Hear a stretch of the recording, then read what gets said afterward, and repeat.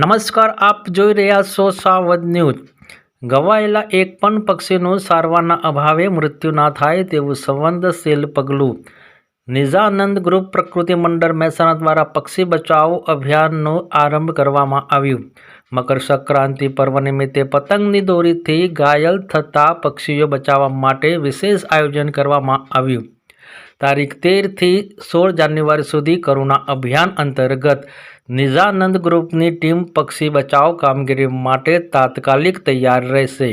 સાંઈબાબા મંદિર મહેસાણા ખાતે 13 જાન્યુઆરીથી કરુણા અભિયાન કેમ્પનું મહેસાણા જિલ્લા વન અધિકારી બિંદુબેન પટેલ, જિલ્લા પ્રાથમિક શિક્ષણ અધિકારી ડૉક્ટર શરદભાઈ ત્રિવેદીના હસ્તે શુભારંભ કરવામાં આવ્યું।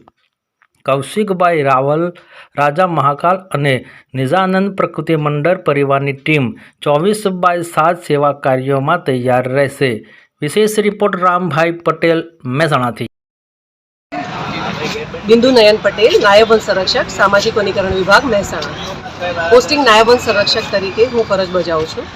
आज जे निजानंद ग्रुप द्वारा पक्षी बचाव अभियान हेठळ एक सारवार केन्द्रનું આજે લોકાર્પણ કર્યું છે આપણે।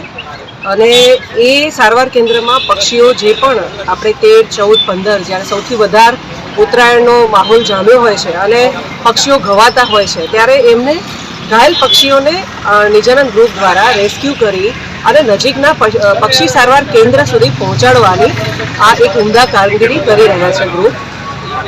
આજના આ ઉત્તરાયણ કરુણા અભિયાન કેમ્પેન હેઠળ હું એક જાહેર જનતાને અપીલ કરવા માગું છું કે આપણે સવારે 9 વાગ્યા પહેલાં અને સાંજે 5 વાગ્યા પછી પતંગ ન ચગાવીએ। ઘાયલ પક્ષી દેખાય તો મોઢા ઉપર પાણી ન રેડીએ અને નજીકના તાત્કાલિક પક્ષી સારવાર કેન્દ્રો પર એને લઈ જઈએ। અને અમારા ટોલ ફ્રી નંબર છે 1926 1962 83 2000 ઉપર હાઈ લખી વોટ્સએપ કરવાથી પક્ષી સારવાર કેન્દ્રોની માહિતી મળી શકશે।